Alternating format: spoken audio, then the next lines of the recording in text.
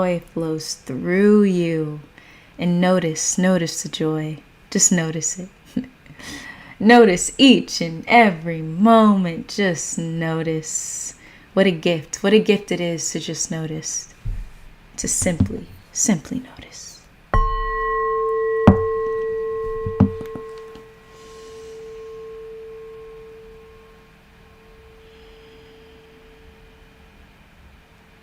Alrighty. Ask you all to join me in this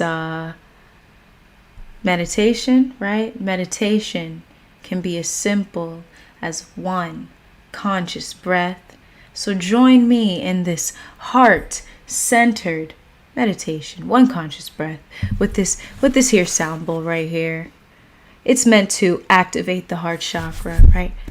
Activate the heart chakra. You could tap it too. You could tap it. I do this before yoga or qigong or even meditation and breath work, tapping your energy centers or just tapping. It's really nice. It's grounding, might I say, which is great for tonight's topic. Alrighty. Join me in this one conscious breath meditation. Take one conscious breath in.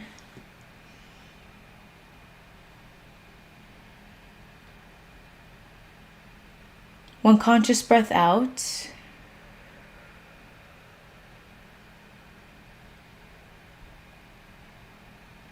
Bring your awareness to your heart center.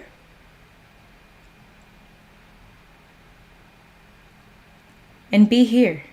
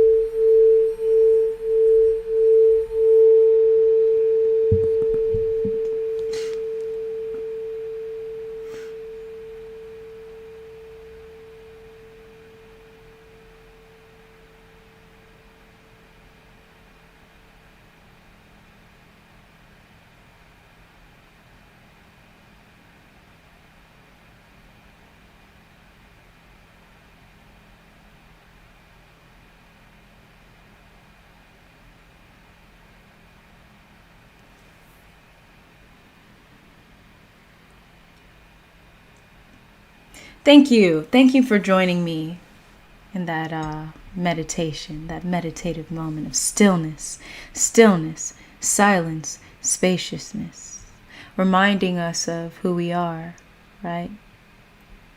In that stillness, there's no resistance. We just notice, we just observe. We notice the thoughts, we observe the emotions, whatever it is that's coming around, that's around us.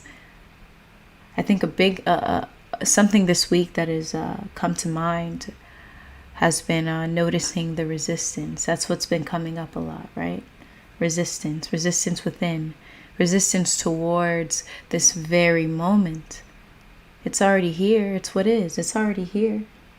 And when we resist this moment, it honestly, it puts us in a place of delusion. And that word might sound pretty harsh, but when we think about it, it's like, but this is what's happening. This is actually what's happening.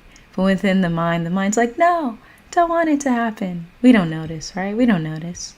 And that's why when we have a practice of just noticing the judgment and the criticism that arises within the mind. I found that lately, my practice of observing the mind has deepened, and having that shift in consciousness where I am there's no resistance, there's no interruption of awareness. And or whatever it is,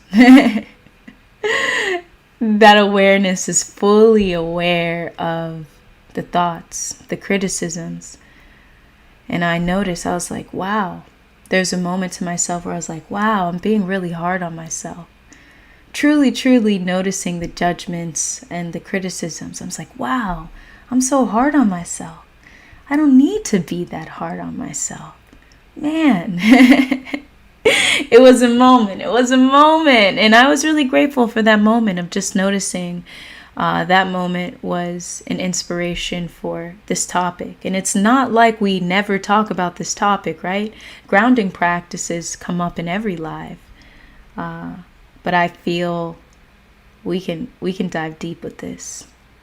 And truly, I Am Shibi shared a wonderful message here in the chat. And I find that this is a great opportunity for us to recognize that. Doesn't matter your state of consciousness. It doesn't matter where you are, right? You are the present moment. You already are. You don't need to get better at this or get better at that. All that's necessary is to notice, to relax into the present moment, to be here and to be here fully. And a big aspect of that is observation, non-reactivity, noticing. And what is helpful, this is what I recognize too. There is resistance with that, right? Noticing, and often the mind gets in the way, we get distracted, all these thoughts, right? I acknowledge that. It's a part of the journey. That's a part of us being here in this world, right? We talked about, what do we think the purpose of life is? A big part of my thoughts are to experience all of that resistance, to experience the interruption, and then to ultimately transcend it. And then to live a life where we are playing in the world of form, where we're not taking the thoughts in our mind so seriously, where we have those moments when we're in observation, non-reactivity, and we are fully aware of the thought, and and then in that moment you become fully aware of so many things are coming to mind right now, like thought loops. The thoughts within the mind, they're truly, they're not us. This is why I encourage us to continuously improve our relationship with the mind. The mind is not a villain. It might seem so. It definitely might seem so when we identify with every single thought that arises, when we identify with thought in general.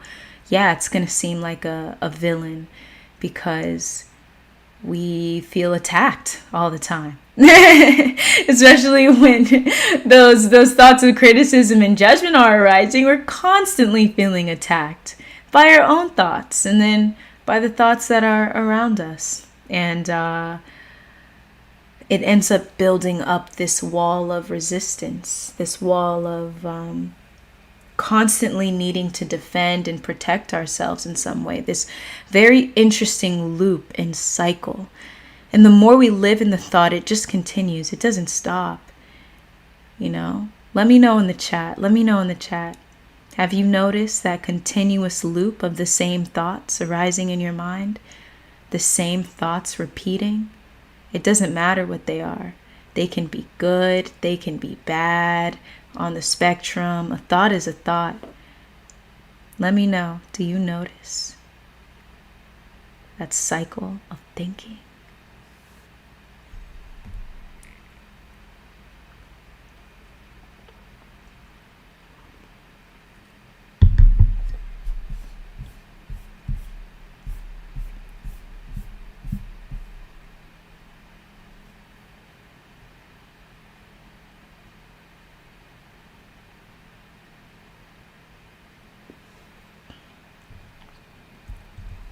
When I think about I do. Yes, I am Shebi. Yes, Jason. Yes, yes, yes. Such an interesting aspect of being a human being. Just Sean. Yep. Yep. Such an interesting aspect of being a human being, right?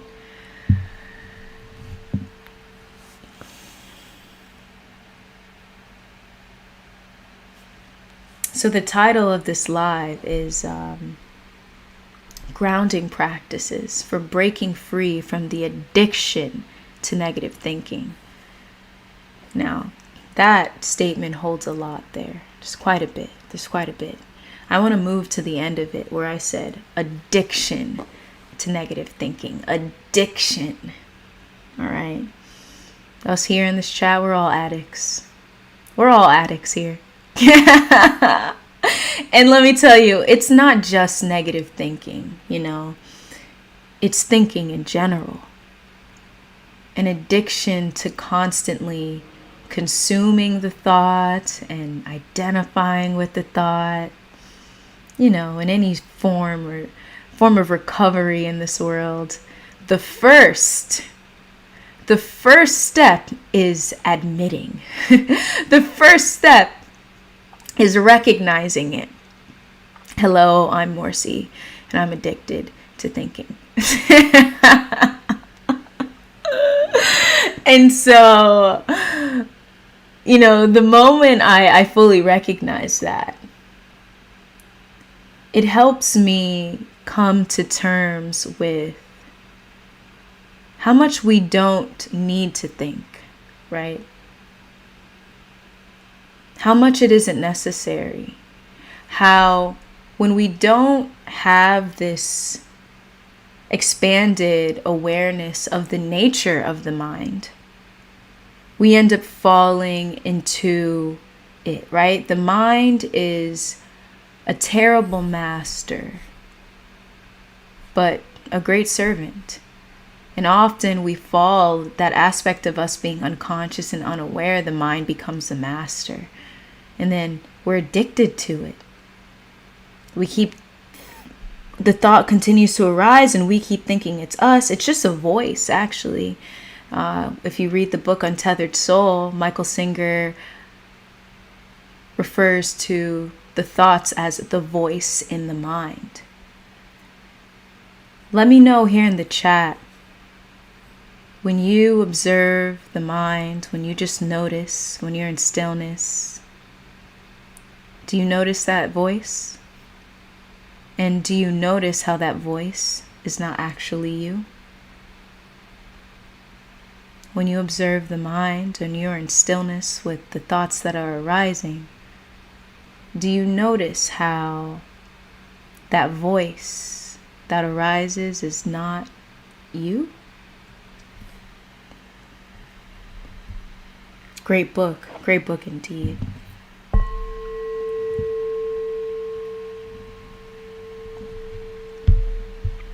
I got it right here. Maybe we'll flip to a page tonight and read a page. It's a great book.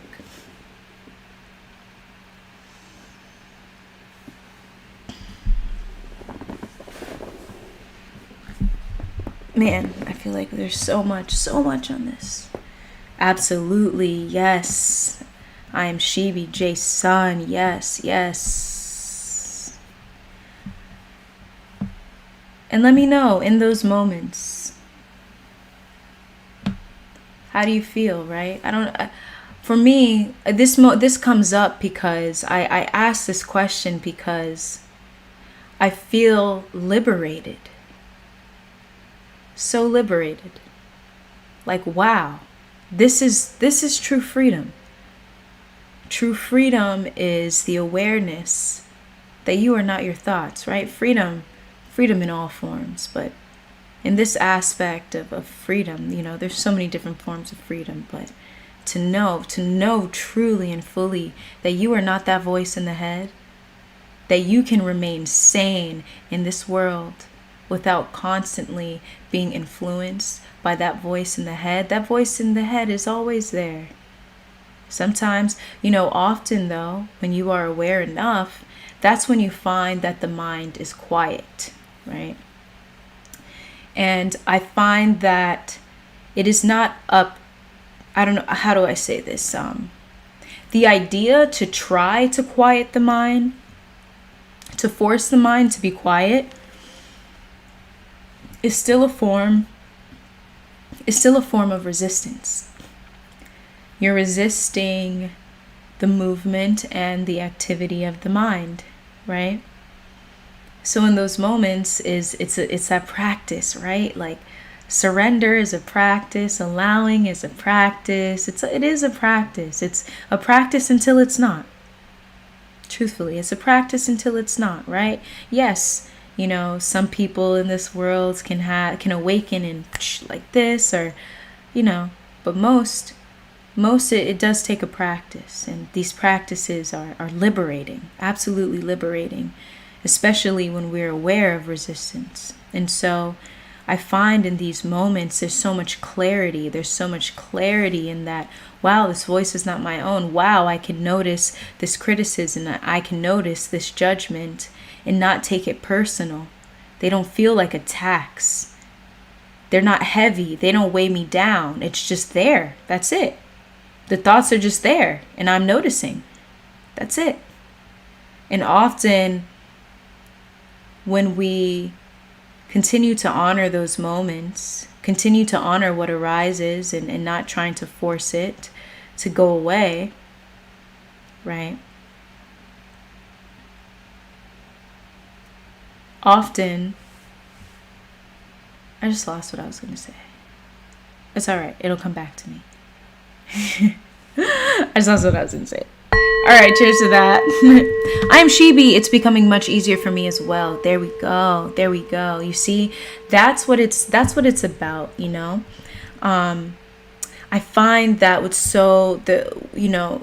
sharing this topic, there's a lot. I see what the mind does to try and like force, and it's like a force, and it's a shame, and it's a guilt, and all of this causes just so much more separation, so much more unrest, right? It's like and this is why I share with you all to thank yourselves. Instead of saying good job, I actually have been shifting my language and just thanking myself instead of saying good job, because good job, words like that, phrases like that, it can create a competition within, right? It does feel good to feel validated in that, right? Like good job. But what are you comparing that good to, right? Another day, another you. Now you're just competing with yourself, and it's not allowing you to rest in this moment or any moment when you're with yourself. When you thank yourself, you immediately channel your awareness to now. No matter what the moment is, no matter what the moment has brought, no matter what is arising in the moment, when you thank yourselves, immediately you're here in the moment. You thank yourself for showing up. You thank yourself for showing up to Here Now Live. You thank yourself for showing up today, for getting up this morning, for taking care of yourself, for getting done what you needed to get done, for doing nothing consciously, for doing nothing at all. You thank yourself. Thank yourself. And in that thanking yourself, you are accepting the moment. You are agreeing with the moment. And what that practice is doing is allowing you to feel a sense of safety in this moment, right? Yeah, maybe the mind maybe you still have, you're still identifying with thought here and there. Maybe you're still identifying with thought. It doesn't matter. We relinquish this idea of an end goal, right? Life is now, right? Life is the journey and the destination. Life is the beginning and the end. This is everything. How you treat yourself in this moment is a mirror of how you treat any other moment. And so when you thank yourself, no matter what you're doing, no matter what you accomplished or did not accomplish, you are immediately, you're present. This is why gratitude is it, right? And I found that through these practices, it's helped me to really become aware even more in a deeper aspect of thought, the nature of thought, how we can use thought and how thought is continuously arising. We can read all these books, The Untethered Soul, The Power of Now, New Earth. We can read all these amazing, amazing books, and they're amazing. Personally, you guys already know me. It's helped me, right? Very much on an intellectual level. It has allowed me, it has been stepping stones for creating these consistent practices. And it's beautiful to read them. We have that intellectual level, and at the same time, it is that ensuring that you are making this your new a lifestyle. It's not something you do every so often. Like, oh, I observed my thought, it didn't work. I get that a lot. I meditated, it didn't work. I observed thought, it's not working. And it's really about continuously noticing, continuously observing. Don't stop, right? Don't stop. Just notice. And actually something too, right? Ask yourself, what's the end goal? What are you trying to get to? The moment you notice the thought, you've noticed it. Be there. And that brings up something too. That's what gets in the way of the practice, is this need to receive something, this need to receive enlightenment, this need to receive maybe freedom or liberation, right? It's this expectation of receiving. And so when we do it and we don't receive that, then we're disappointed. Our expectations aren't met. And now we're in the mind again, right? It's true. You are liberated when you notice or you observe the mind, right? You do step into a state of enlightenment when you observe the mind. You do. It's one of those paradoxes. It's like when you go in with that expectation or with an expectation, you're way too much within the mind. A lot of my most enlightening moments happen spontaneously. Even the moment I'm sharing now, I've had so many moments. They happen spontaneously, and they're happening more and more now. But it's all been spontaneous, where I just chose to just notice and be in stillness and continue that and continue the frequency. It's whenever you're aware enough, right? Observing the mind is a grounding practice, right? It is a grounding practice. When we think of the word grounding, it brings us here, right? It brings us to a sense of reality. The opposite of that grounding is being lost in an illusion. We might think of this like airy-fairy, like you're up in the air, you can't be caught, you need to be pulled to the ground. It's when we're consumed in thought, when we're consumed in expectation, consumed in the end goal. That's when we need grounding. That's when we need gratitude. That's when we should bring some heart-centeredness to ourselves in those moments.